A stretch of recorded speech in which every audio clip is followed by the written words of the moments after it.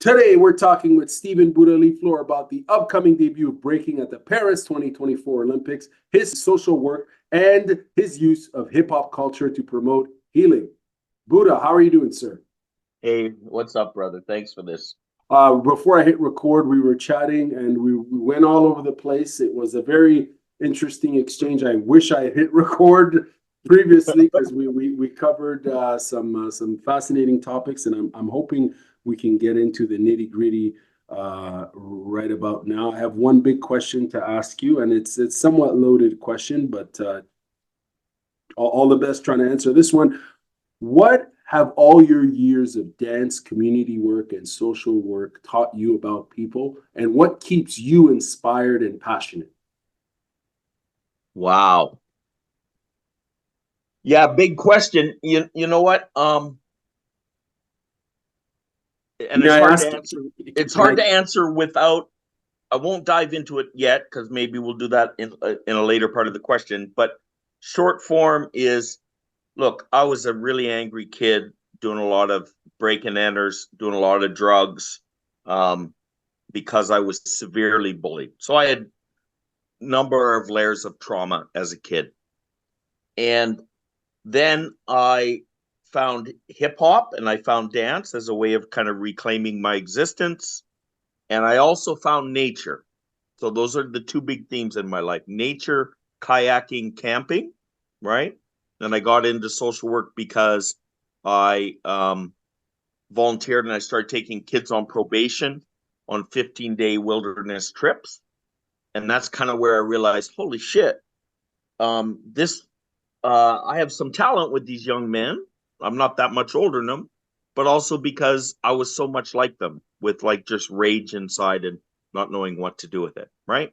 So you fast forward, I became a social worker and um, did a lot of interesting things, even in my placement, in my master's of social work placement.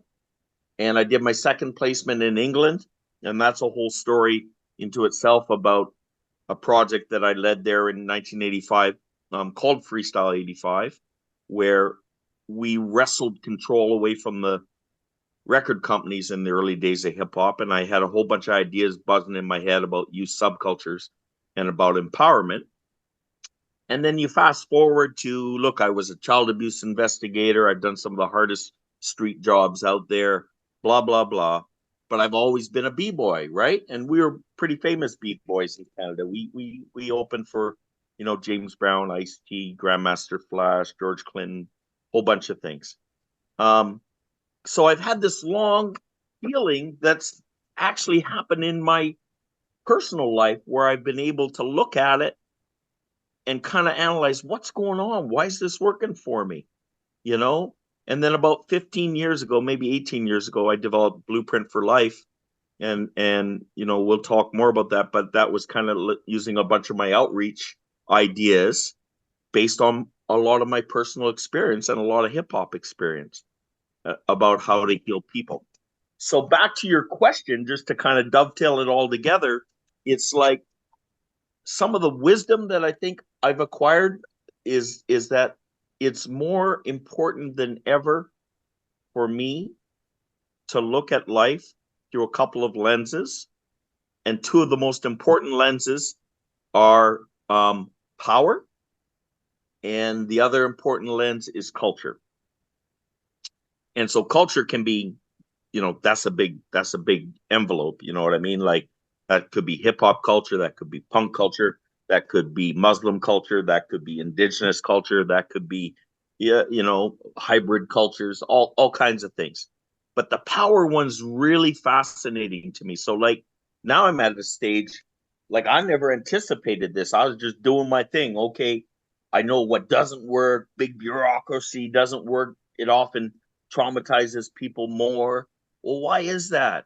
Well, it's often because of the power dynamics in big democracies, right? Or big bureaucracies, right? Um, because people don't have power. And it's often fucked up power that caused people to have trauma, whether it's racism and poverty and, situational stuff and all this. So why do we think things like cognitive therapy and going and talking to a therapist are going to work. It may work for privileged people, but I think it's missing the power dynamic insight. You know what I mean? It's like if a fucked up kid knows he's been court ordered to go every Thursday and talk to a counselor, he has no power. He goes to that counselor's office. He has to engage. He doesn't feel like opening up. He's still got his anger and his vulnerability. You know what I mean? Not that some things specifically that I've learned through my education, like cognitive therapy and stuff, aren't useful, but I think like that power dynamic in analyzing everything that I'm seeing in the world, analyzing the manipulation with the Trumpites in the States, analyzing the manipulation of our own governments, analyzing power dynamics within our own families. It's a super useful thing, you know. So I didn't anticipate this, but like probably about 15 years ago, I started getting asked to do keynotes, right? So like a keynote talk for the National Social Workers Conference, or I did a keynote for the World Health Organization on arts for healing and this and that. And I always try to like drill down to helping people like step back, man, remove yourself from your own power dynamic and try to understand, you know, how this indigenous kid in lockup in a maximum security in Winnipeg is feeling and how he's had all his power taken away. And you know, on the flip side, the cultural piece that I was talking about, like as a lens is culture, loss of culture, you know, takes power away, but re-engaging culture gives power back.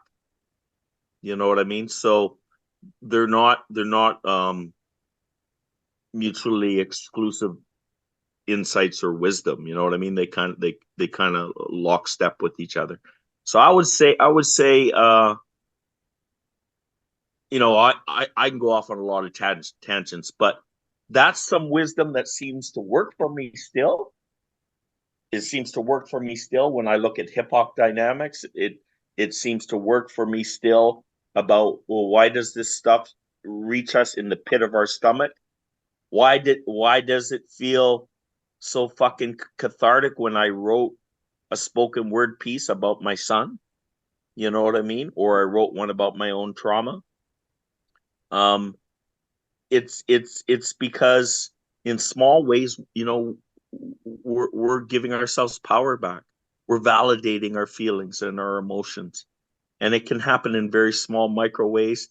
But it's a lens that, of course, makes total sense in the bigger picture, right? And you know, when we designed our programs, because we do like bucket drumming, street drumming, and poetry and beat making, and you know, different kinds of hip hop dance, including breaking and choreo and fun dances. Like I teach the hustle from 1975 because it impacted me when I was a shorty and saw it. You know what I mean? When I saw Average White Band and Casey and the Sunshine Band, like how do you capture excitement as healing within that? You know, and then when people participate, they get these micro doses of power, right? Like, damn, I went in the cipher and I'm the overweight kid and I didn't think I could dance and everybody supported me. Damn, maybe I got some hope that there are smaller communities that can be supported. Maybe I'm not totally doomed to be isolated and lonely my whole life. Damn, other people feel like me, came up to me afterwards and said, man, it meant a lot to me when you shared your story of pain. You know what I mean? So anyways, I unloaded a lot there, but those are two big wisdoms that this old man still seems to think are useful in the world. But you know what? Like they're complicated topics, right? There's no quick elevator pitch, and you can't sit and do a 1 hour seminar on power. But like when your eyes are open to seeing the world through some of these lenses, then like daily wisdom starts unfolding to you, you know? Right. So the theme of power and culture being two major themes that people have to dance with in this matrix of life is an important sort of trajectory for you, and how people relate to each other, and how people, I guess, empower one another, or maybe take power away in certain Yeah. instances. And because it's all related to empathy too, right? Like if you can't recognize power dynamics and stuff, um, then how are you going to sit in someone else's shoes? How are you going to feel empathy and things? I wish we had these. Look, grade 9 students' brains are bright and open enough to have these dope conversations, right? Oh, Mhm. why aren't we having these conversations in early high school? You know? Absolutely. It seems like they're almost relevant for grade nines, but also even grown adults, in terms of moments of self-reflection, and, in terms of situations where there's a dichotomy of power between person A and person B, if it's in their personal lives, in the workplace, or wherever. It's, what I mean? Power is everywhere. It's in our everyday living, right? If we don't see it, if we don't recognize it, it might have power over how how we decide to do things. But before, and I appreciate you answering this very complicated question that I asked, but I asked because, to be quite honest, I heard an interview that you did about a year ago, and I think we spoke about it before I hit record. I heard an interview you did about your history in b-boying and breaking, and I think you spoke for well over an hour and a half, and it Yeah. was a really, for me, I was listening to this interview while doing a variety of things, cooking, just doing my thing in the house. And usually, when you listen to an interview, you kind of like, you listen to it, and eventually maybe you stop listening to it. I listened to the entire interview because it was very, you were very open, transparent, and really, as a storyteller, communicator, you really captured my attention, and I'm sure other people's attention, obviously the host's attention. Can you tell us where people can find this interview? It's on YouTube, I believe. To tell us Yeah. who interviewed you, in case they want to search it. I'm going to try to So find it and add it he's to he's this. an old school b-boy, a mid school b-boy, and for these interviews, he goes by the name of Flashback. He toured with some, like, around the world with some, like, hip hop breaking shows. Like, so he's no slouch. Like, I see his old footage. He's like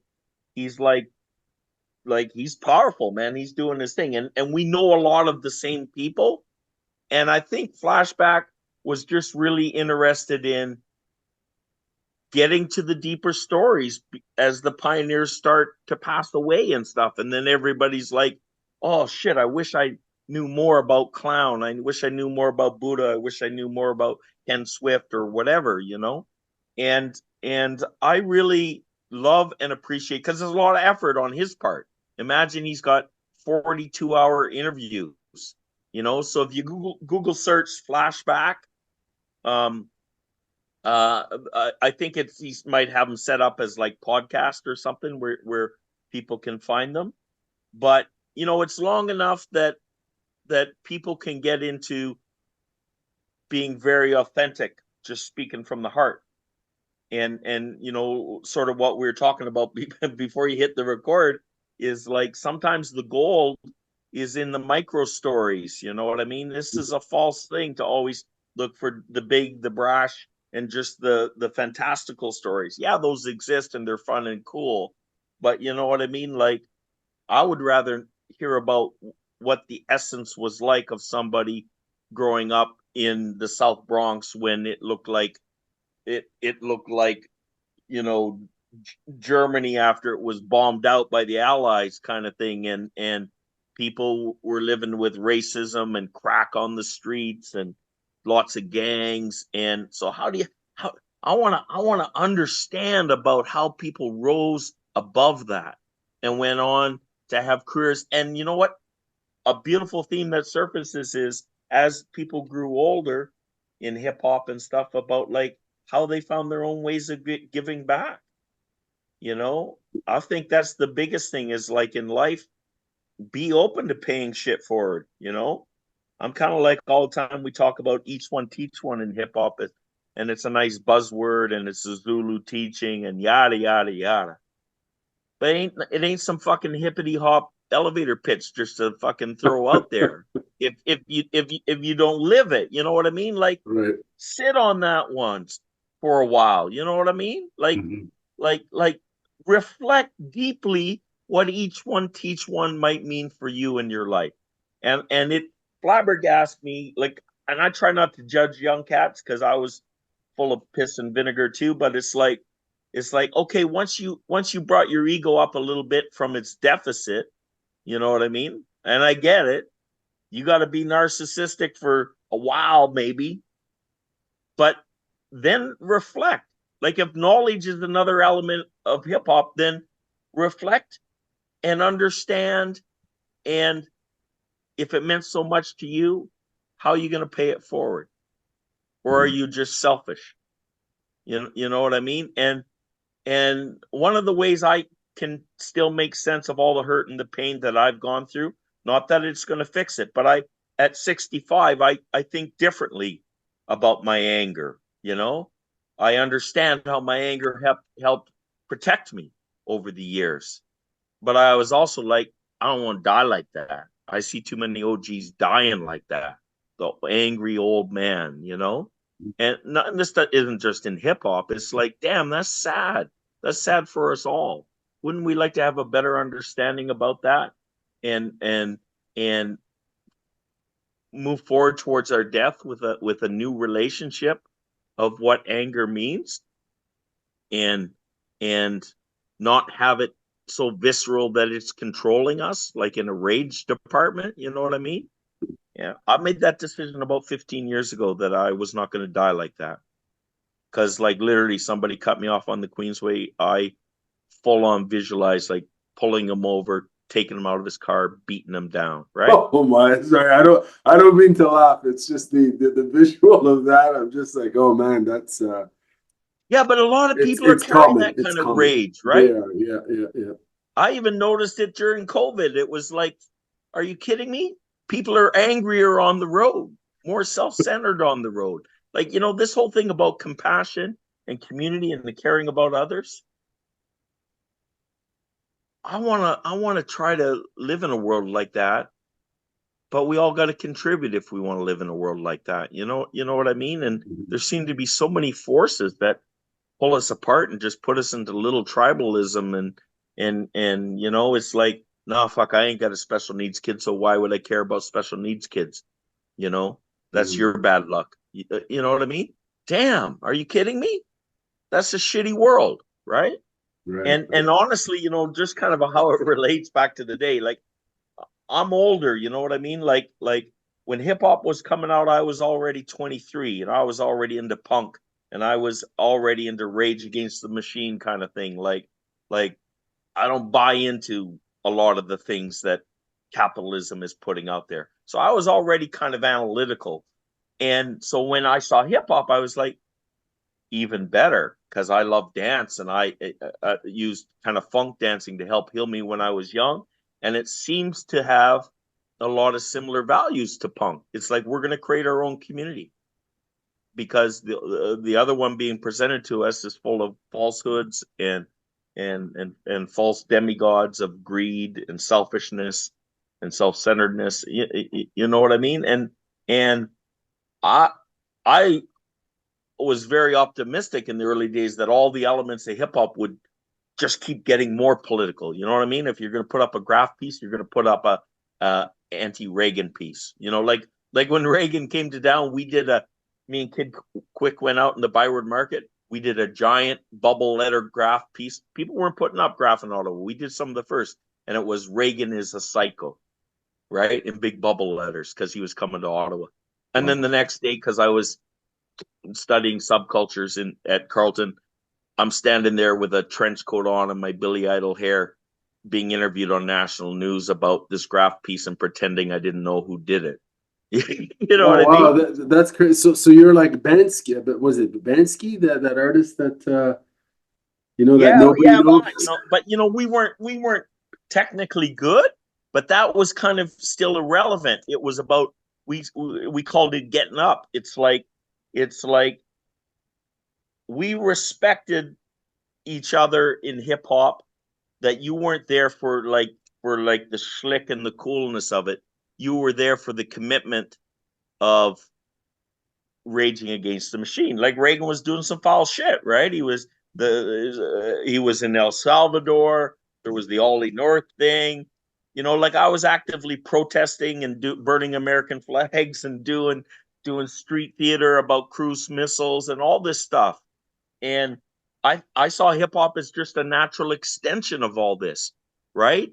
I mean, you listen to the early lyrics, like when like White Lines came out, about cocaine, and the message by Grandmaster Flash. Are you kidding me? Right? Like, listen to those lyrics. You know what I mean? And then later, of course, Eric B. and Rec, like all kinds of people, and you could have fun rap too, right? Like Sugar Hill Gang, Rapper's Delight. That's just plain fun shit, right? Mm-hmm.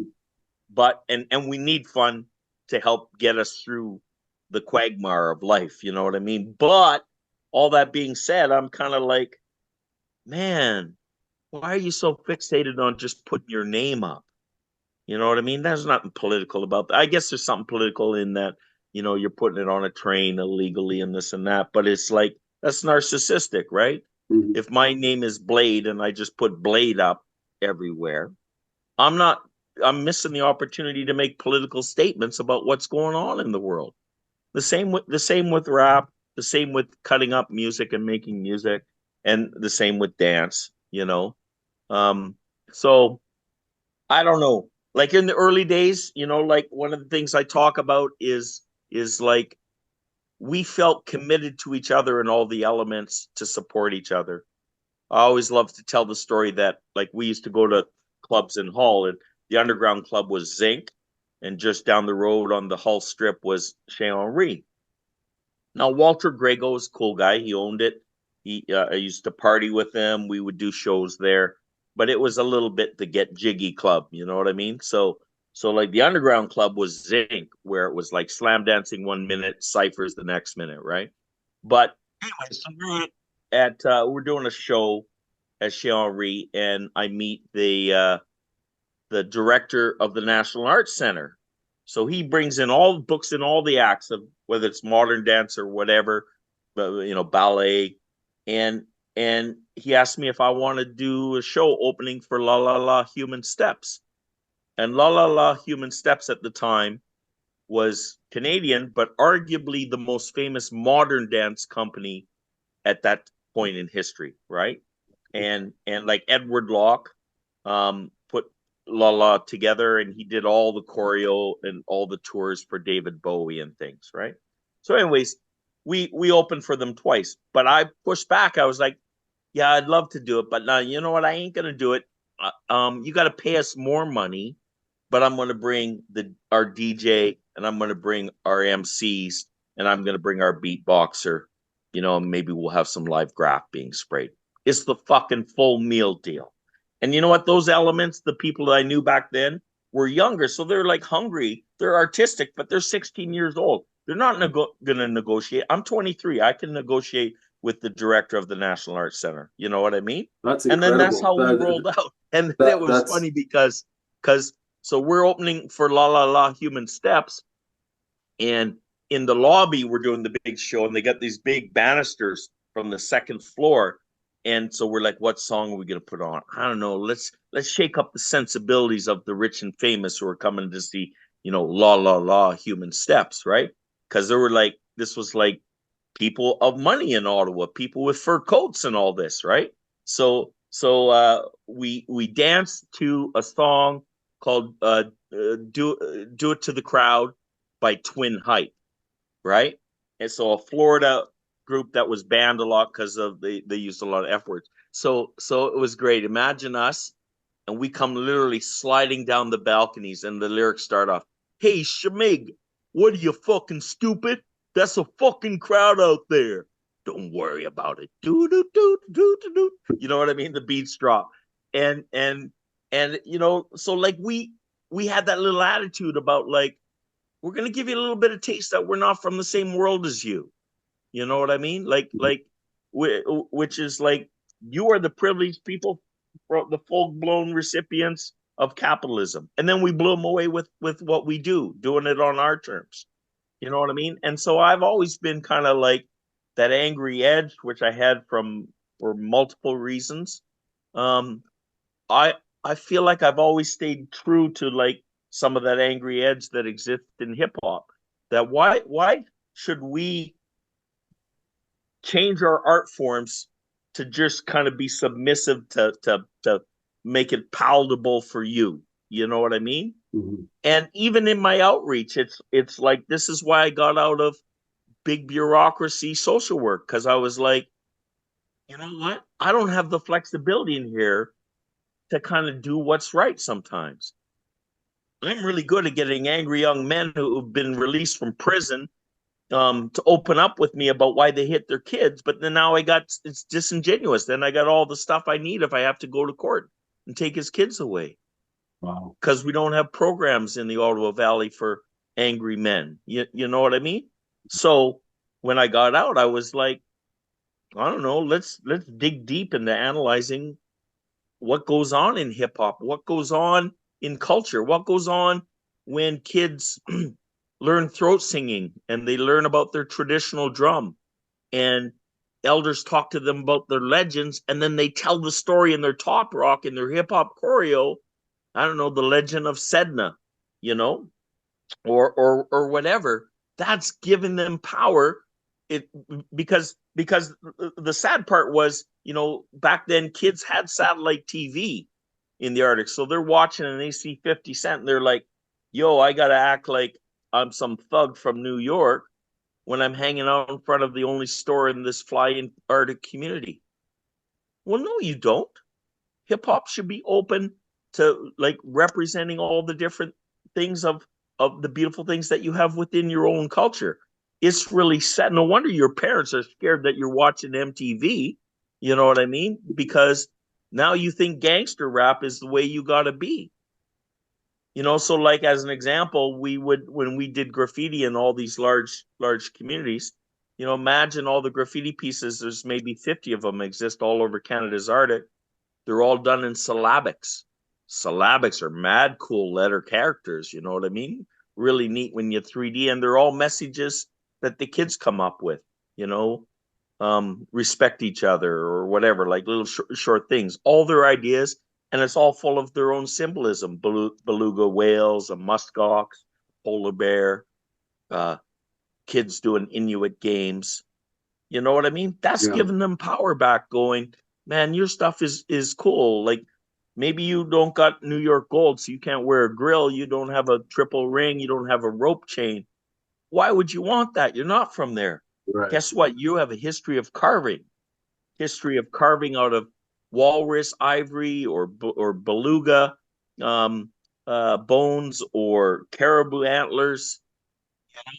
And so like even some of my bling, like if I'll wear it to New York or something, you know, I rock like these polar bear claws that have been carved and given to me as gifts or Wow. whatever, because it's like because I used to do that. I used to have gold caps on a couple of my teeth and things, you know what I mean? Mm-hmm. But again, this is the capitalistic money machine trying to tell you, okay, now we're gonna sell you what is cool in hip hop. Oh, Run DMC's wearing shell toes. Okay, let's pump out them shell toes to kids to be, you know what I mean? Right. No, it's you know, commercialization, it's big business, it's and it happens to just about anything, right? And any cultural expression eventually becomes there's the monetization aspect, and it's certainly a reality for any cultural industry. You know, it's I don't want to say it is what it is, but it's great to hear that, you know, you always kept yourself rooted to what it meant for you originally and what it was, the source of you know, of And the art and form. And those sources, look, like because I got involved with doing hip hop outreach, I've got to know people who do hip hop outreach all over the world, right? So Tiny Toons working with street kids in Cambodia, right? working with prisons in Uganda using breaking, and Wow. the message that I've tried to put out to these people is stop worrying about looking like you're a New York cat. You're not a New York cat. But don't tell me that Cambodia doesn't have all its own symbolism and legends and stories and stuff that can't be nuanced into your form of what hip hop would be. Even in our dance moves, right? Because yeah, I'm a dancer, right? But like when we do our top rock before we go down and hit the floor, um, that's all about stylized dancing up top, right? And it's supposed to represent either like culturally where you're from or personally, right? So I dance a lot with a bowler hat. So I do like hat tricks and comedic stuff, and I'll stop and I'll look at somebody in the cipher and I'll smile and I'll wink and I'll draw people in with my personality. But in the same vein, if you're from I don't know, let's say you're from Japan and you're a b-boy and then you're doing your tops and then all of a sudden you stop and you look at the guy and then you just do a sumo wrestler stomp. You know what I mean? Right. It sends a message, right? Absolutely. Yeah. And you can incorporate this stuff in. And that's why I've never been one of them rigid OGs who's kind of like, no, this is the foundation. It's got to look like this. I understand foundation in terms of movement. This is just to kind of give people the ingredients to get started. Mhm. But then when you level up with it, it's reaching into your own personality, your own stuff, and your own cultural history and storytelling. You know what I mean? Like so in the Olympics, we will see incredible feats that Olympic gymnasts can't even do. I Like was just, blows my mind. you know what? Let's jump on that, please. So as you were just mentioning there about the Olympics, breaking is about to make its Olympic debut at the Paris 2024 Games, which is going down in less than a week. How do you feel about this milestone for this dance style, and what do you think it will mean for the future of breaking globally? So so I'm excited for the opportunities for young people. I'm I think our sense of community and the backstories and the culture is big enough and solid enough in other countries that we're not just going to forget that and just roll with the Olympics. Two things can be true at the same time. You know what I mean? Our history and our sense of community, and the new excitement and profile that the athleticism of it being in the Olympics is going to bring. Um, but sorry about that annoying phone. No It'll go worries. away in a second. Um, I I'm excited for young people, but I I think I can speak for a lot of OGs around the world that were worried that the sense of community may get overshadowed. Already, 20 years ago, crews existed way more than they do now. In the Olympics, it's solo battles, Right. individuals, Right. right? Yeah. It's not the crews. Now, the crew historically brought so much more than just the dance because it was like a brotherhood and a sisterhood of people having each other's backs through everything in life. That'll be the case if you interview Kid Quick, right? He always talks about me as being the big brother. He never had a dad, right? And I won't speak for him on his story, but all these things are important. If we don't have fathers and big brothers in our lives, isn't it great that something like a crew can fill some of these voids in a positive way? You know what I mean? Absolutely, But and people find that sense of belonging in those communities, right? If it's a sports yeah, club, if it's a dance, if it's a crew, in terms of and you people. know that people are there for you outside of just a crew. So, your girlfriend kicked you out of the apartment, you got no place to stay, you're staying on one of your crew's couches. Mhm. You know what I mean? It's the sense that people have your back. Right. And that's on the downswing. You know what I mean? The mid schoolers, there used to be a lot of famous crews, and they still exist, but like Massive Monkeys and Methods and Style Elements, um, they understand what it means to be family in a crew.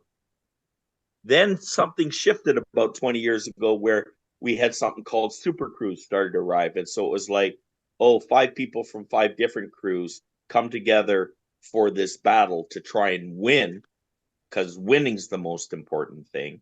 And they make some fake little name that has words that represent all their crews for the battle. So that's interesting.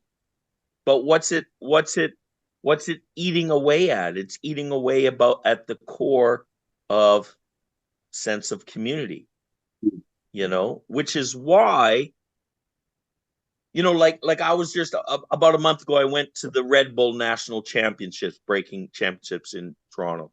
And I was treated beautifully, like as an elder, and I saw a lot of old friends. And so that's one thing, right? High level, Red Bull's involved.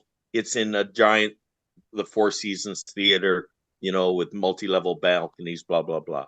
But the next day, my homeboys who are mid-schoolers are putting on a jam called Winter Wars in Regent Park. And it's old school crews battling. You know what I mean? And it's that hungry energy, and you were there. You could just feel that this is community, and it was beautiful. They let me speak on the mic for a few minutes, and I said something to the effect of like, "Yo, the Olympics are cool, Red Bull's cool. There's a place for this, but the glue that holds our culture together is community jams like this." And it has a different vibe, a different feel, and a different celebration to it. And so I don't want to lose that. And so kind of just like, this is part of why I'm going to the Olympics, right?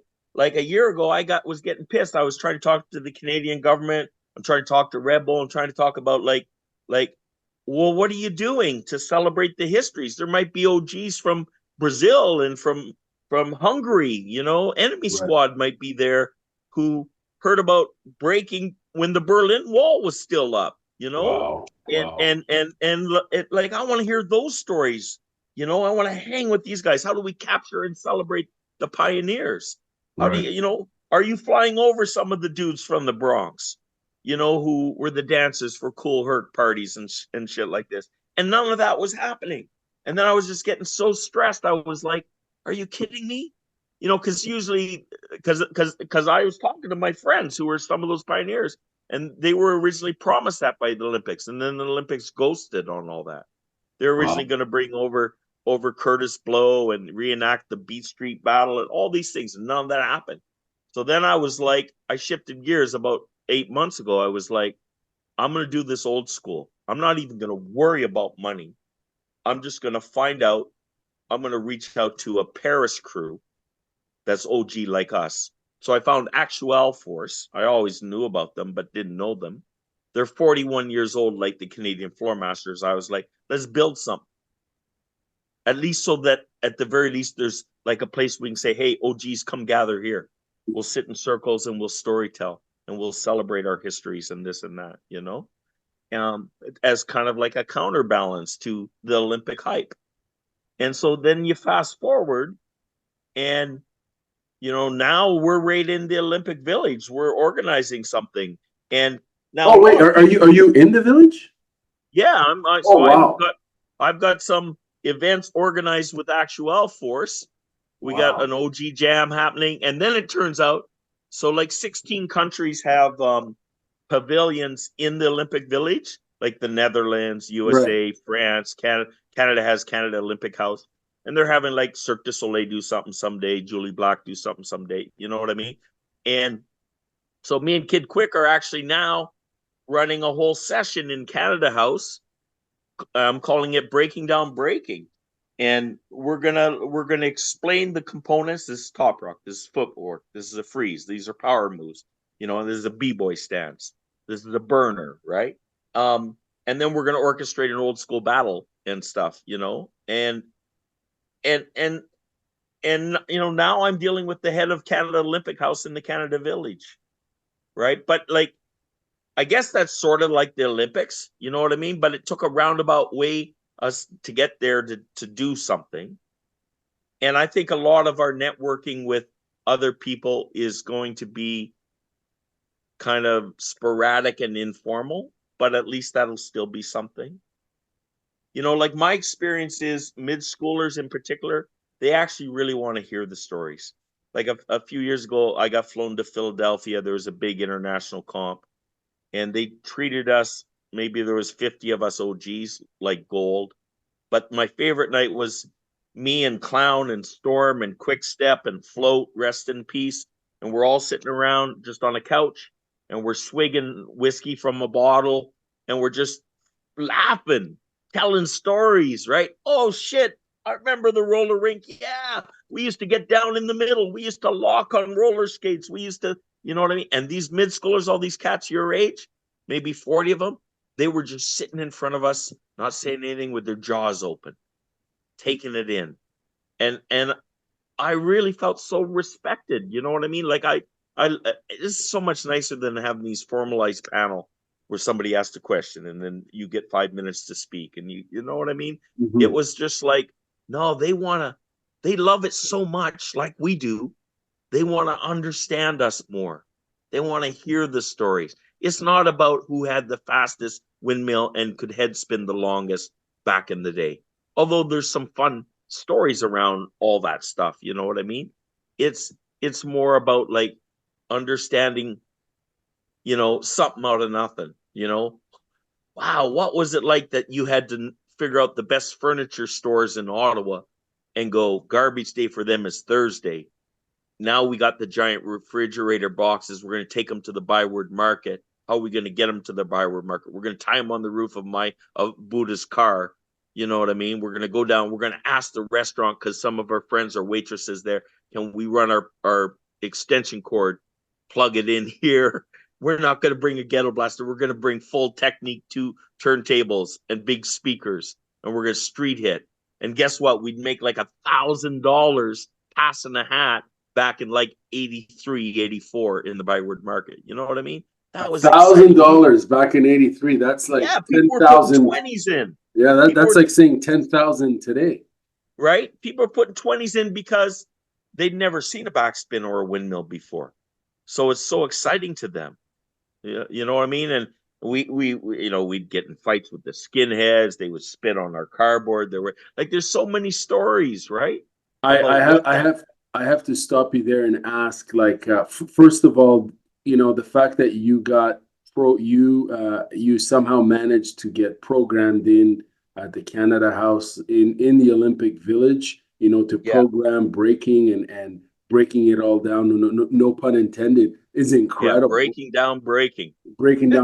It's incredible that you managed to do that and you did it, you know, in your way as you always do. It seems it's incredible, and I think it's a huge victory, obviously for the art form, and I think it's a victory for Canada. It is absolutely because they're really promoting their breaking. Their b-boys and girls at the games, as they should. And you know, I'm seeing a lot of ads for breaking across the board as far as digital and social. And you know, Phil Wizard repping Canada, he's a great kid, man, and he's got a chance of winning the gold in this. You know what I mean? Oh, absolutely.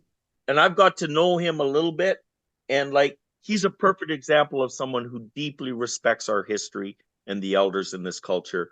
And of course he's excited about sponsorships and the Olympics, but like, you know, like when we battled at that jam in Regent Park, we had a made up crew of old schoolers. And like when we made it to the next round, now we're going to battle Phil and some of the other best young breakers in Canada. We called them out. We said, no, not here. Outside on the concrete, old school. We went out in front to do it. Now we could only go first round, but you know, the first person hungry for the concrete was Phil Wizard, our guy in the Olympics. You know what I mean? Wow. Hey, hungry sessions. You know, it's interesting because as you were describing, and we wish him and the rest of the, I think there's another, there's a big girl, forgot her name, but I've seen some of the promo material as far as video content on social media. I know they're doing an excellent job promoting, you know, Canada as far as b-boys and b-girls at the games, and we wish them all the best. But I must say, your description of you know, 83 at the Byward Market b-boying there. That whole setup there with finding, cardboard the side for refrigerators, cardboard, pardon me, and tying that up to your car, driving over the extension cord through this window, blah blah blah, at the restaurant. Like, you're essentially describing a sequence almost in a documentary, it seems like. Are there any plans to kind of, I don't know if the one's already been made or not, to retell that story in the form of just a documentary on, breaking in Canada or You at know, in Ottawa? I mean, and that story that I kind of described, that story would be, so let's say I know Floor Lords. They're an old crew like us in Boston. They got similar stories. You know what I mean? You Mhm. find a crew in Dallas, Texas, they're going to have similar stories. And there'll be stories about how we got a hold of old footy. Like I was in Venice Beach in LA. Imagine I'm watching these kind of young black kids who were street hitting, doing their thing.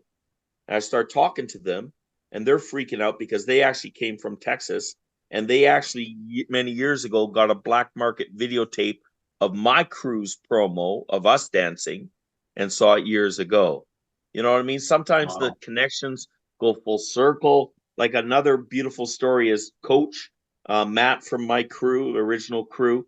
He became the head coach for gymnastics, male gymnastics in Canada, but he also opened up um, that we had a breaking practice at the Ottawa Gymnastics Center. And for like all the mid schoolers in Ottawa now, they all reminisce and talk about the 15 years that we all had these open practice sessions and what that meant for keeping the scene going in Ottawa. And then Matt goes off with Cirque du Soleil, and he's touring the world.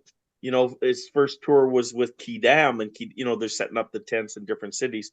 And every city Matt went, he found out who the street dancers were, and he got them in for free to see the Cirque du Soleil shows. Wow. And then you fast forward from that, then Matt opens up the doors for me to go to head office and consult for Cirque du Soleil in Montreal, because they're already starting to have people audition from hip hop for different roles and different shows.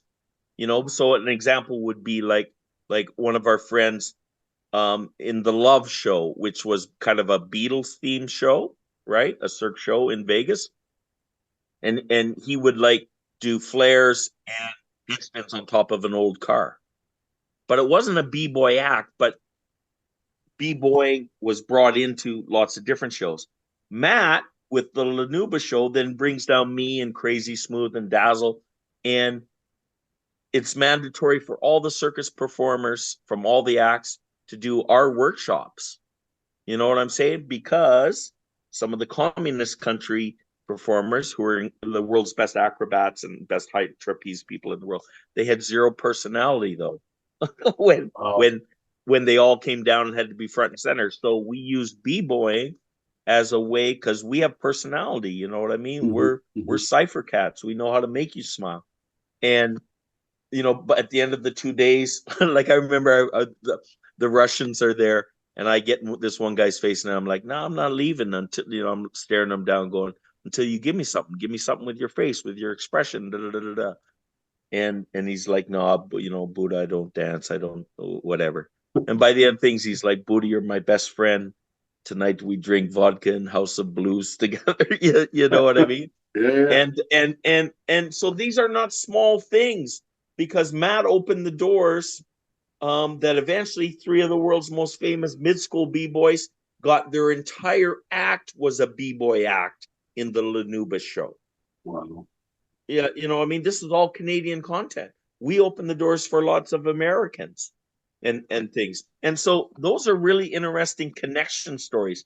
Like when me and Flash were were talking, I don't know if we talked about it in the interview, but it's like, yeah, we know a lot. We have a lot of little cross thread stories about, oh, I remember so and so went from here, and he told us about your crew, and then Clown went here, and then so and so went here. So it, those stories are glue. They're about community, but they're also about how things moved about. Like some of the most famous dancers in England, there's one guy called Tough Tim Twist. He became part of Rocksteady crew, and I was talking to him, about this old footage. We called it the White Tight Show. It was the New York City Breakers dancing for President Reagan's inaugural gala, and they destroyed it.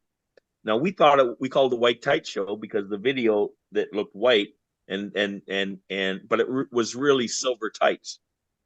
So I bring this tape over when I go live in England in 1985, and I'm hanging with all the top b-boys in England, London All Stars and Live to Break, and I bring my VHS tape, and one of them went and paid $25 to have it changed to their video format, and they lost their minds when they saw this footage. And then you fast forward, you talk about it, and it's like, holy shit. When that footage went out and then spread all over England and influenced b-boys all over England, like Second to None and stuff, that footage was probably the footage that Buddha brought over, the Canadian, when he came. You know what I mean? Wow. So I love connecting the dots in those stories. Some of that's all been done in interviews, but there's certainly space for more, like somebody could do a big Canadian documentary, because I don't want to make it sound like it's just the Canadian Floor Masters. Like, we were organized, we had outfits made, we got high level shows, but like, the crew that was the shit in Montreal was New Energy crew, and DKC still dances, and he's, now we talk shit about each other back then, and we never got to battle, but like, when you're an old man, you just are happy and have respect for any of the early crews in Canada. And there's you guys west, still do you still talk shit about each other? No? Just in a joking way. Right. Talking shit's a bit of a hip hop ritual in some ways. You know what I mean? But I'm like, you can obviously go too far with the shit talking. If you get stuck as a young cat that's all you are, is a shit talker. You know what I mean? I get the bravado thing, but now you're just closing doors. Now everybody just thinks you're a dick, right? Like they don't want to talk with you and hang out with you. Mm-hmm. It's a fascinating culture, and it absolutely has evolved. Something I haven't been trying to blow my own horn, but I'll give you an example. There's now like hip hop studies at Yale and Harvard and Cornell archives and this and that. You know what I mean? Sure. A lot of people are getting their PhDs on writing about hip hop. Absolutely. It's a global culture. You'll find it in everywhere you go. Hip hop has influenced, essentially, to some degree, various cultures. If you think of K-pop, Korean pop music and all that, a lot of that is heavily influenced by hip hop. If you look at that history. But here's my thing is, sometimes people are too much academic that they don't, and they get their stripes and they get their PhDs writing about our culture, but they're not like active participants. Mm-hmm. And so, just as an example on that, I was a young punk. I was in the Master's Social Work program. I meet this prof who mentors me. He's a world authority on youth subcultures. He wrote about punks, mods, rockers, skinheads. Rest in peace, Dr. Michael Brake. But we became good friends. I bought into all his ideas. And guess what? Many people think that I may have done the first academic thesis on hip hop in the world. But I haven't been gassing myself up, putting it out there. So I went to them, because you do a year coursework and you do 2 placements and then a thesis. And I was like, I don't want to write a 500-page thesis. Can I get special permission to do it as a video documentary? And I'll still get into all the subcultural theories and why is this important to understand at a deeper level if you want to do community outreach, yada, yada, yada, right? So I got special permission. And because I'm a hip-hop head, I'm a b-boy, people opened up to me. I wasn't like a Carleton journalist student trying to interview people. You know what I mean? They're like, oh, fuck, Buddha's one of us. Right. Then we can just talk honestly. You know what I mean? Right. So I do this thesis. I submit it. I get the highest mark you can get, honors with distinction. Wow. It goes into the National Library of Canada. I kind of forget about it. I digitized it about 15 years ago.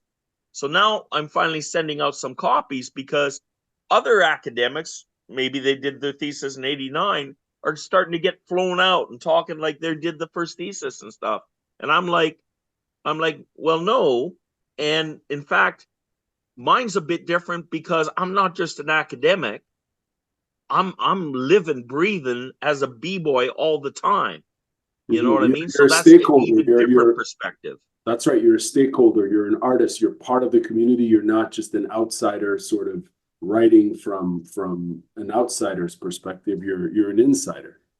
Yeah. So what's going to happen now is this prof, or she's working on her PhD, Tasha Iglikas out of UCLA, is going to help get my, because I don't want to get paid or anything. I just want it out there. People should be viewing my thesis, so it'll eventually find its way into the international archives in hip hop. You know what I mean? But I kind of tested it. I sent it out to other people who are kind of involved in social work in hip hop. I sent it out to historians like Fable from Rock Steady Crew, Joe Slosh, who's written some books. And, the feedback I got from them was like, yo, Buddha, the stuff you were talking about, the ideas you were putting forward in 85, 86, 87 were ahead of its time. Wow. And I'm not telling you this to gas myself up, but I've learned kind of the past few years that if you also don't tell your story, it may never get told, and other people will gas themselves up and take stripes that maybe they don't fully deserve. Absolutely, absolutely. And people struggle with this because they don't want to be seen as, quote unquote, self-promoting. But if you don't advocate for yourself in terms of telling your contribution to the bigger story and so on, if it's in the arts, if it's in whatever that may be, then obviously, if you don't do it for you, who's going to do it? You know what I'm saying? Like people have to take ownership for their own Yeah, and advocacy, I and there just are think, different ways of going about. and there's some neat ideas in there. And so then when I live in England, then I actually got to put the ideas in my thesis into a real live project, which is How when I went to, how because exciting was I that? was How exciting was that for like, you? are you fucking kidding me? Like, so again, like I just went back after 40 years and I saw some of these old friends, and we're just trying to set the story straight because back then all the hip hop events were happening in Brixton. The white population is scared to go there, and the record company's trying to own it. So Mm. I'm hanging at the youth center doing my placement. I'm accepted because I'm a b-boy, but like all the b-boys are, most of them are black youth, from Brixton, Elephant, Mm. and Castle. And the top graffiti artists in England are there, Mode 2 and Pride and Zaki, all them from the Chrome Angels and all this. And I was like, okay, what if we put a festival right in the heart of downtown touristic London, Covent Garden, and you guys own the shit? And we make this committee where two people represent each element, and we have to work it out, and you have to do the press releases, you have to do the media interviews. That was the social work. The process was the social work. You know what I Wow. mean? And so I had this idea, and again, I'm a little bit older. I think I was 24 maybe, and or maybe I was 25, and I had to bite my tongue, man, like when they're fighting and talking over each other, not listening. But that's how they learn. That's how, like, Graf had to listen to the MCs and understand where they're coming from. And so fast forward, historically, people now talk about it as being the turning point in UK hip hop, and that the UK hip hop scene went on to influence all the rest of Europe moving forward. Wow. Wow. Wow. And Wow. and because that came out, like there was a hip hop magazine called Big Daddy. They finally traced me down about 20 years ago, and they were like, people talk about you all the time. But my nickname back then was Negative G. It wasn't Buddha. And so they couldn't find me. And then they found me, and we talked about this. And they wanted to talk about, because they were like, yeah, man, like Mode 2, they all talk about that. Like they were just kids, but they got power. Back to our power comment, you know what I Hmm. mean? Hmm. That's where you learn, and you've internalized it in your gut. I can do this shit, right? I'll give you an example. So like Mode 2, he's like the modern day Keith Haring. I'm sorry, but like his stuff, if you look at any of the Battle of the Year posters where all the characters are breaking and stuff all in the graph, he's done things, he's done like with his crew, gone out and done like city block long murals along the Seine River in Paris and stuff, right? Where you see their piece and then you just look up and there's the Louvre. You know what I mean? Mhm. But anyways, so Mo was a young kid, 15 with a stutter, but he was incredibly talented. And I'm like, okay, Mo, um, let's get permission. You go ask Kate, who runs the youth center, can we use her office so we can talk? Okay, so we go sit in the office. Okay, what sprays do you use? Because back in North America, we use Krylon. No, man, what we use over here, it's a spray called Buntlack. Okay, how do you spell that? Write down on a piece of paper. Okay, get the phone book. You know, as back when, like, you imagine how thick the London phone book is back then. It's like a 8-inch thick phone book, right? Okay, look up Buntlack. Okay, go ask Kate if you can use the office phone to make the phone call. No, man, I ain't gonna do the call, Buddha. Come on, man, you do it for me. You can do it. No, you got to do it, right? So he makes the call, and then they tell him, no, you can't. Don't talk to us. We're the UK distributor. You got to talk to head office. It's in Germany. Oh shit. Now it's a long distance call. I ain't got the money. You got to get permission to use the phone. They're going to bill it to the youth center. Da, da, da. Mode's got to go negotiate all that. But he does that, right? A week later, we're at the youth center and a flatbed truck pulls up to the youth center and it's full of cases and cases and cases of Buntlack sprays from Germany. Wow. He did that. And now he's one of the most famous European graph artists in the world. Needs legendary museum exhibits, blah, blah, blah, right? That's power. Yeah, it certainly is. And just hearing all this, I'm hearing you talk, and I'm like, you know what, man? You need a podcast series where you retell these stories and you kind of, those threads that you're talking about, connecting all of this hip hop culture movement and power and like retell these stories in the form of like podcasts or something, because I'm just you're taking us on a wild historical ride, and it's just very cool to hear. And I think there's archival value in all this, for people to hear it and Yeah, I got document it. diabetes, man. I could stroke out tomorrow. you know? Hey, Oh man. But you know what? before we There's lots of continue, people like me out there, right? It's mm, just I'm glad I wasn't 15 when I got introduced to hip hop. I kind of got pre-introduced to it in like 75, but it wasn't called hip hop yet.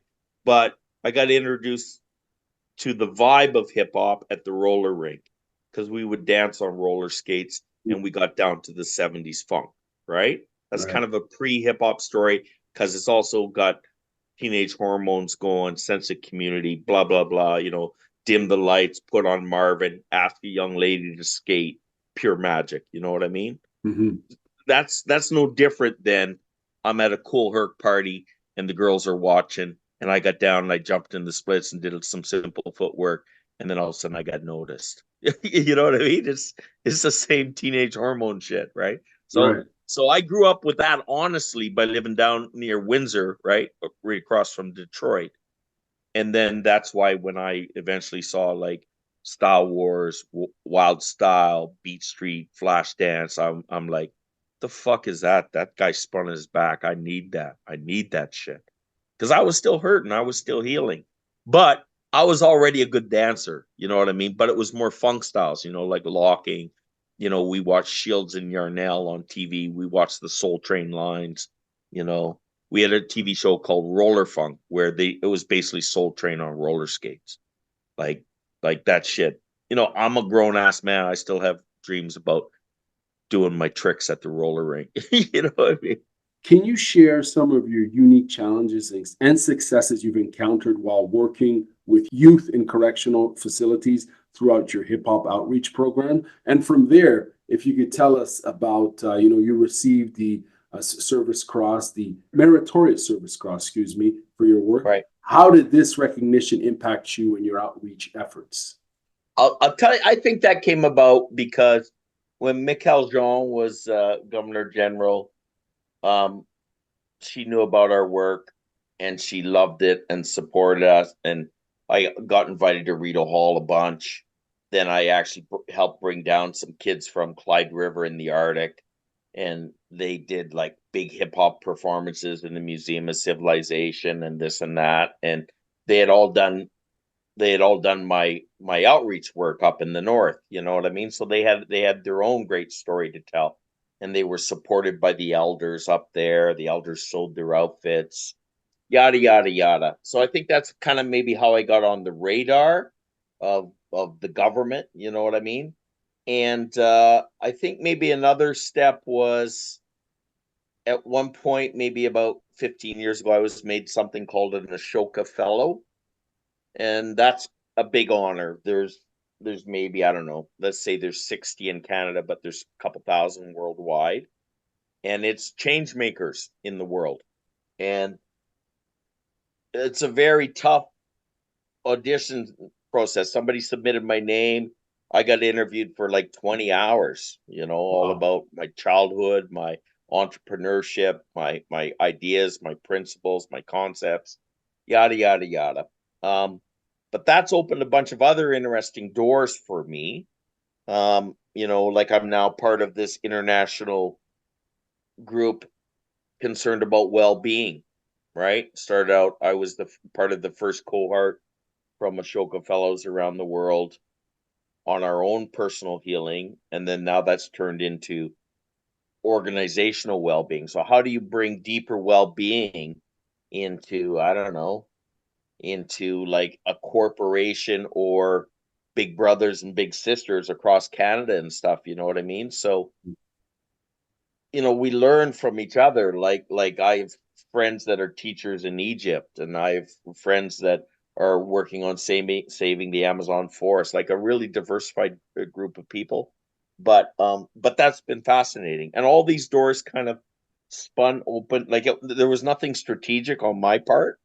You know what I mean? It's just like my advice to other people would be just like follow your passion and your heart, and sometimes good shit happens, but be smart enough also to recognize if opportunities present themselves, right?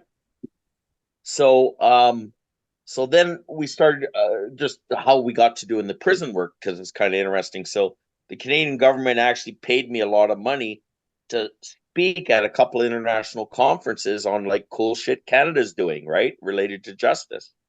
And I kind of was like, yeah, well, that's cool. I'll take your money. I'm a good speaker, and you know, there's a good story to tell. But you don't support our work. Can we fix that? So then this is maybe 10 years ago. Then Justice Canada called me back and they said, new money's getting released with Justice Canada. And I was already doing some prison work. And they're like, we think you should apply. So we then set up a federal nonprofit called Blueprint Pathways, and we got $500,000 to expand our prison work in maximum security youth prisons across Canada. And then we built a research component in it the first one time, and it was a multi-year funding thing. So that's a big success, right? Like most people struggle with, they get a $30,000 grant, a $40,000 grant, but we already had a proven track record of doing good, exciting work. I think that helped, and I think I'm a pretty good grant writer. So anyway, so we got that, and we studied motivation to change. And so like you can go on my website and people can download a 60-page readable document that's got all the stats and all the studies and the ways that we did our research, but it's in a readable form because it's also got the poetry of the kids, it's also got testimonials of the kids, it's also got the art of the kid. You know what I mean? Because I was like, this is what I hate about research is they make these documents and then nobody ever fucking reads it. I want to have a document that people who want to pursue creative ways of helping people with extreme trauma heal, that they Mm. can read and feel motivated to understand it. You know what I mean? Mhm. So, anyways, those things are all on our website, and then we got 500,000 from the Trillium Foundation of Ontario. And we grew our work into, I've been told we've done the largest outreach in the history of alternative schools and Wow. stuff, and these kids, and in fact, we then trained some of those kids who were like spoken word artists and stuff themselves, and they became, they're alternative school kids and they became Blueprint staff, You know what I mean? Same way we trained Inuit kids to become Blueprint staff up north when we ran leadership programs. So I've been told, I don't know if this for a fact, but like I could tell you story after story about getting into the prison system is not easy. But I kind of got there because I was doing some keynotes, and then people started noticing at high levels, like justice ministers of provinces and stuff, and Manitoba was one of them, and that I got us into the maximum security youth prison in Manitoba, mostly First Nations kids, way higher disproportionate amount of them compared to the regular population. So something's wrong, right? And and the first time we were in, the staff were petrified. They're like, "Who the fuck invited this guy called Buddha in? Says here he's going to be talking about sexual abuse and healing." And like people actually tried to sabotage us. They called like the justice minister. He came in to see us, and I didn't know who he was. He was some big bearded guy walking around. I started talking, and we're just watching, and all of a sudden, like, there's spontaneous laughter from 50 of these kids, and you could just feel no tension. You felt a sense of community. We had 20 warring gangs represented, 90 youth, and not one gang sign went up all week. So then I Wow. have staff coming to me afterwards going, "We were wrong. We're sorry. We prejudged. Oh my God, this was great." And then now I'm on a big 3-year grant from public safety, and we're going back every year to Winnipeg. And now I'm told that, before we did our project, they only allowed 5 kids in the gym at any given time because they were terrified shit was going to go down. And there's always that possibility. There's blood wars between Manitoba Warriors and Indian Posse, like deaths back and forth, right? And but now I'm told that when we're there, the stress and suicide ideation is at the lowest it is in the entire year.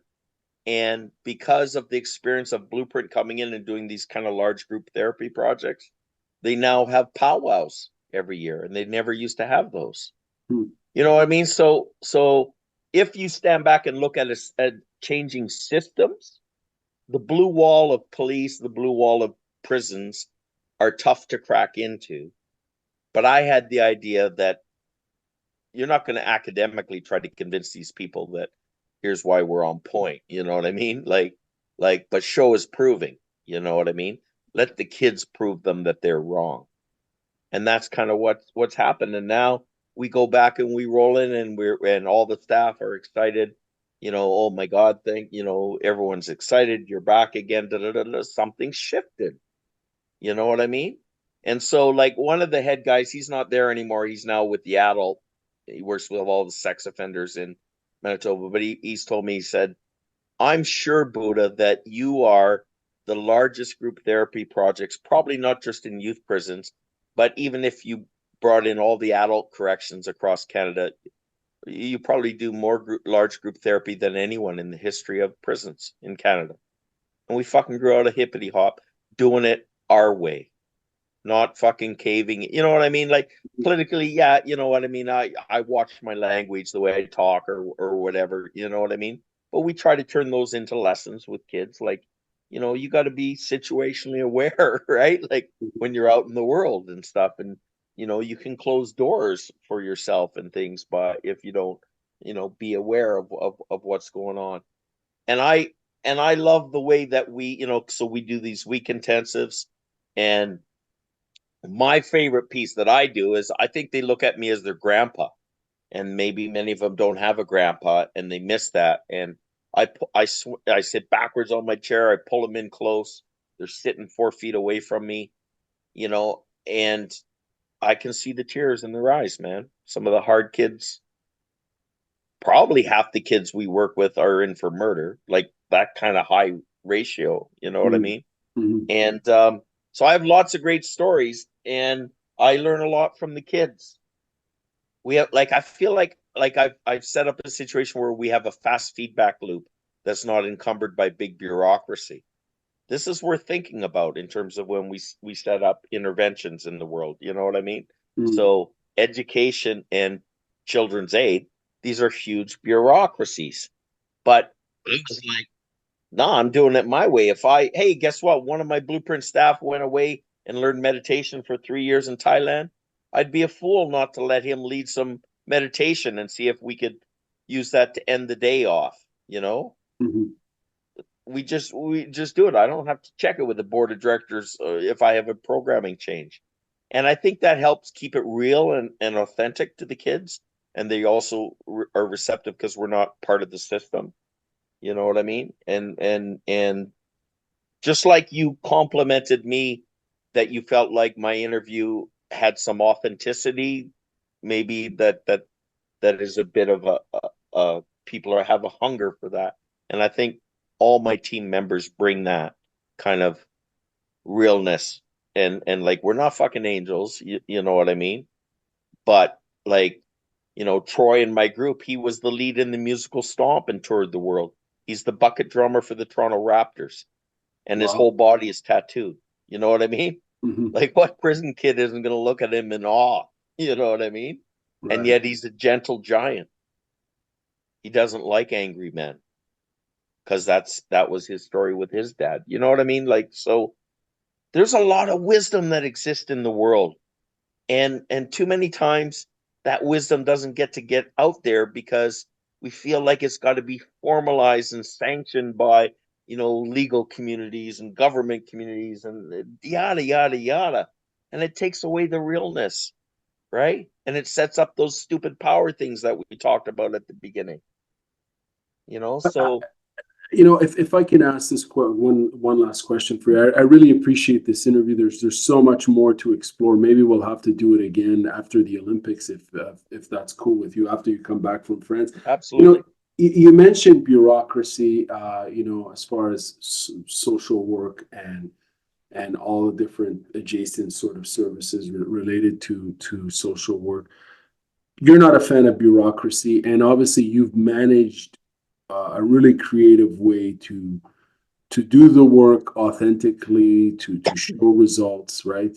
And how, I guess my question to you is, for people looking, to do this sort of work, where you're being creative, what advice would you give someone like looking to use hip hop culture as a way to promote healing and positive change in their community, but outside of the traditional current model, if it's a bureaucratic, very heavy administrative one that might strip I, away. I think hip hop culture generally has been lazy ass. So let me explain what I'm thinking here. It's like we can't expect to just go, and I got this creative program, just trust me on this. You know what I mean? Mhm. If you're describing a program, if you were developing a spoken word outreach program, you're actually going to have to help connect the dots kind of therapeutically of people understand this, right? Here's a little bit of the brain science. Here's the new networks being formed to the frontal lobe. Here's what storytelling doing. Here's what PET scans are doing. Here, you know what I mean? Mhm. And because I always used to kind of joke and go, well, for a long time, hip hop outreach didn't go anywhere because uh, people just thought it was kind of cute, and we have a gut feeling that it's important. We see self confidence, right? I describe that as like throwing some hip hop shit on the wall and hoping something sticks. Well, you're not going to get $500,000 multi-year funding on that. You might get 20,000 or something, but like, how do we next level it? And Blueprints next leveled it by also doing the research things. Now, my current research is a really interesting topic because I keep personally researching trauma and healing, and I'm fascinated with these kids have a hard time visualizing tomorrow. So if you can't visualize tomorrow or Christmas, how are you going to visualize and move towards a stable relationship, a job, like all these things? And all this is directly related to hope. How do you get hope in life? We take that for granted. If we've had a regularly solid upbringing and we have hope, I see it as like, I know, well, that's why you can't understand it when kids don't have it, because you have made the assumption that it just exists for everybody. Mhm. But can you imagine kids who have never known in their gut what hope feels like? So that's what I'm studying on our current public safety prison work is how does hope play into this? And can the actual activities give micro things to build hope on that you internalize?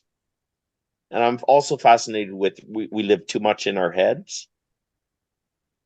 What Mhm. about the body experience? Like this is Eastern wisdom, you know what I mean? That forever talks about like the holistic stuff. And guess what? Like I'll go listen to fucking listen to The Body Keeps the Score or Gabor Mate's stuff. Right. The Myth of Normal. I'm on my third time listening to that, making notes and things. Like we're finally at the place where we're not like all trying to act like individual peacocks and pharmacology's puffing his chest out, psychology's puffing his chest out. You know what I mean? Because we're Mhm. realizing humble our asses, it's actually all these things interconnected are some of the best approaches. And it's been really validating for me because a lot of the stuff that we all do, that we've been doing for years, is the shit that people like Gabor Mate talk about, Mhm. right? There's actual stuff that happens when I'm looking in the kid's eyes, the biofeedback and stuff. So you need to talk about those things. You know what I'm saying? To advance hip hop outreach and I've had meetings. I had a meeting in Washington D.C. where another guy who did rap therapy in Oakland. He was there. He has an MSW. Me and him presented. We brought together hip hop outreach programs from across the states, and we brought together frontline organizations like education, schools, probation, stuff like that. And then we brought the big high end funders together, all in the same room. And basically, the high end people who have the millions that they can give, they were like, we had no idea you guys were so smart on all this. Wow. There was often language barriers. You know what I mean? So on Mhm. the hip hop level of the street running this program, we may use different language to describe it, but there's actual medical scientific language that describes the same thing. You know what I mean? So, but Mhm. uh, then I'm kind of like, well, fuck hip hop. It's on us. We can't rely on other people to help, bring us to the trough of funding. We need to step up our game and be more on point on all this, and it's possible. We're Blueprint's an example that it's possible. Fuck, they had this national conference of social workers. Imagine this. So let's say there's 20 social work schools of social work at universities across Canada. So Mhm. imagine the deans of all those. They're all there. There's maybe about 600 social workers. And the theme of the national conference is social work needs to change. And me and Cirque du Soleil are the keynotes. Fucking dope, right? Because Cirque du Soleil's got all its outreach programs too. So there's a hunger and there's the recognition that our old ways ain't cutting it. And Absolutely. Yeah. there's Yeah. and I'm not here to pretend like gas myself up like I know all the answers. I'm continually still learning and I'm excited about that. There's a lot of bright cookies in here, like Gabor Mate. He's not a hip hop head, but I feel like he's a hip hop head when I hear Oh, him he talk. definitely Gabor Mate is definitely a hip hop head. He has to be, man. He's I listen to a lot of his interviews and he has a very old soul sort of hip hop feel Yeah, to the way I wish I he hope to speaks. meet him someday. You know, You it's should, man. I think you should interview him or do something. It'd be fascinating to see you two exchange ideas. yeah, it's so my advice is like don't always try to reinvent the wheel. I did a presentation once for hip hop heads and I did it like walking stones, like this step, this step, this step. I think I had 30 steps to setting up a hip hop outreach program. It doesn't have to necessarily happen in those orders, but you know what I mean? Sometimes it's nice to graphically actually see, yo, like Here's where you could get sabotaged, right? Right. Here's the insurance piece. Here's the you know what I mean? Like Mhm. there's lots of pieces, and at the same time you're trying to hold together the integrity of the magic of the spoken word that you want to flesh out. But it's not good enough, you know what I mean, for you to just go, you'll trust me on this because it works for me. You know what I'm saying? Mhm. And I'm not saying that's not valid, but like if I just said, look, I had trauma and I'm a dancer and it works for me, so trust me. You know, on the flip side, I've been kind of lucky in that I have personally 40 years of frontline experience as a social worker to draw upon too. So that gives me some credibility, you know what I mean? They can't just write me off. So like even all those deans when I was talking, I was like I was using language. I looked at them all and I went, sometimes I feel like the more degrees we get and the more we sit in our office, the more we act like our own shit don't stink. Oh, you said that? I said that to them all the Uh, deans, uh, and there was this quiet, and then all of a sudden everybody just burst into laugh because I don't care. I just right. speak what I feel. You know what I Mhm. mean? And I was like, they're either going to write me off and go, "Who invited that wild card up in here? Take away his MSW." You know what I mean? Yeah.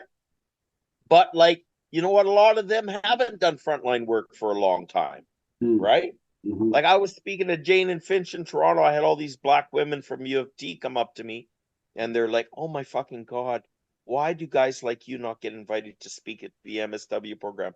All we have is these old profs that are giving us all this great theory and no real world practical examples that we can Right. like link it all to. You know what I mean?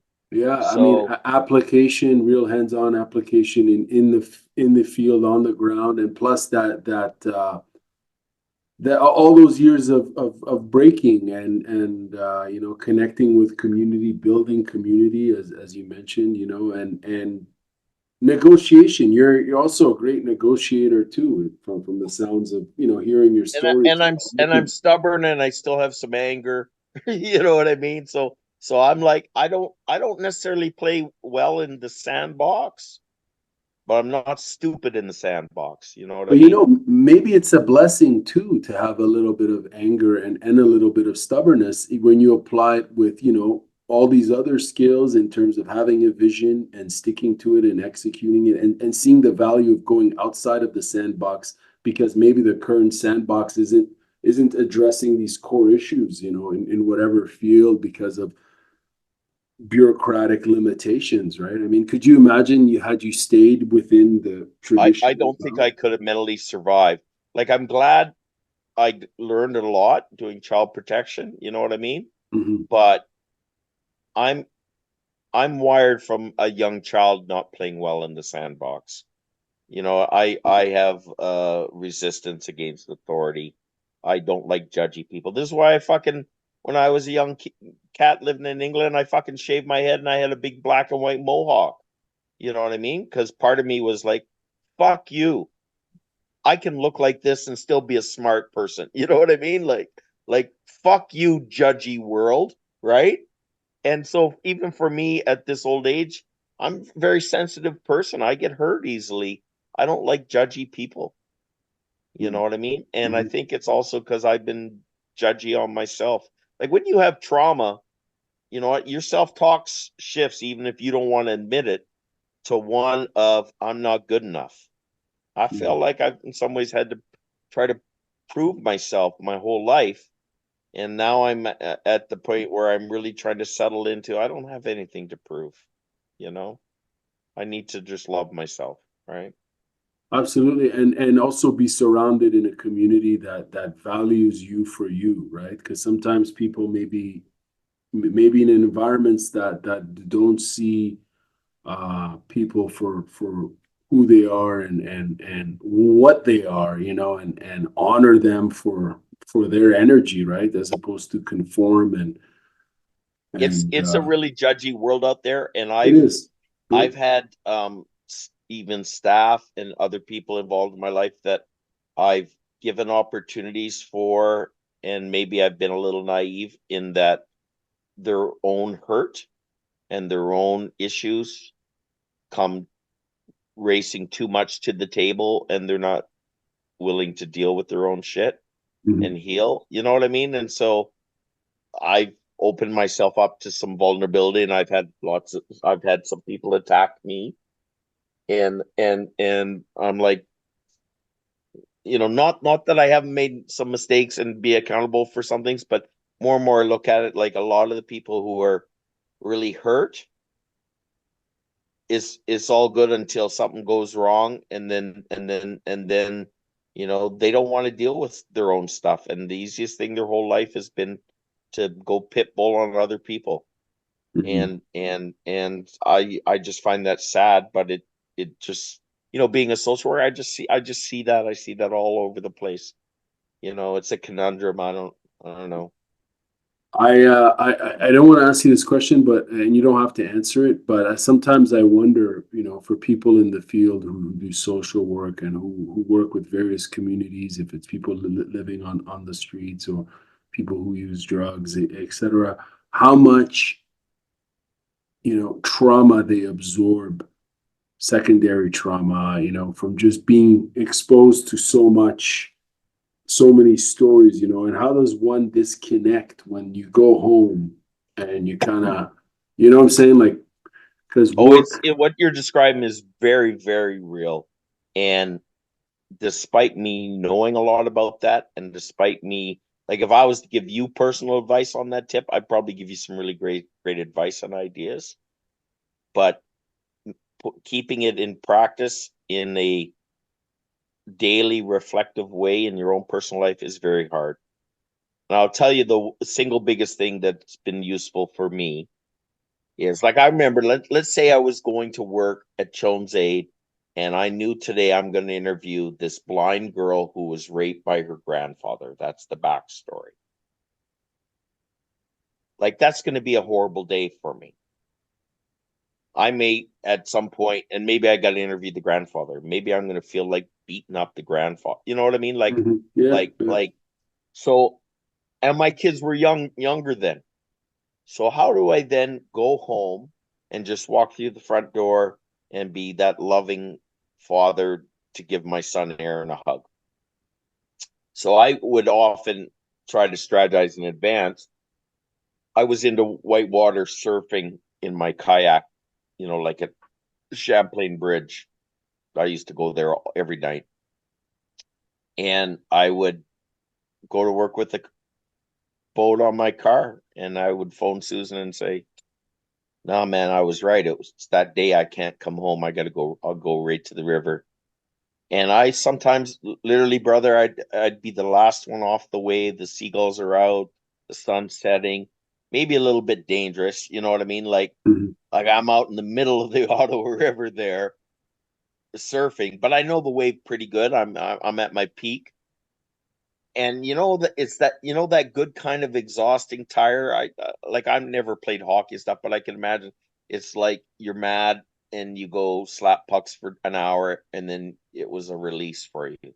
And I could literally feel the blackness of the world coming out of and down through my body, and you're in so tight in your kayak out my knees and disappearing in the white water around me. And then I'd go home and I was physically tired but also emotionally cleansed. Mm. And so nature and being alone with myself has been a thing, continues to be a thing. Like today I went out for 3 hours by myself, On the practiced my water? roles. 3 hours on the water or just walking Yeah, in three nature? hours kayaking just Oh, in my nice. boat, you know. Nice. Yeah. And I have a group of friends, and this extends way back from growing up with my dad canoeing and kayaking and stuff. And nature is a beautiful healing thing, Hmm. but it still creeps up on you. I mean, these are the discussions we have in this well-being initiative that I'm involved in and stuff. It's tricky stuff. It's tricky stuff, man. Well, Buddha, thank you very much for your time. This has been an incredible interview, and I'm hoping to do it again. I know there's more to unpack. I appreciate you being, very open with a lot of these subjects, and some of them were the work you do is very challenging, I would imagine, and very important at the same time. So I hope you continue doing it. And all the best in Paris. And I'm really curious to hear all about breaking in Paris and what you Yeah. see. And All right. Well, it's been fun talking, brother. thank you very much. All right. You take care, B.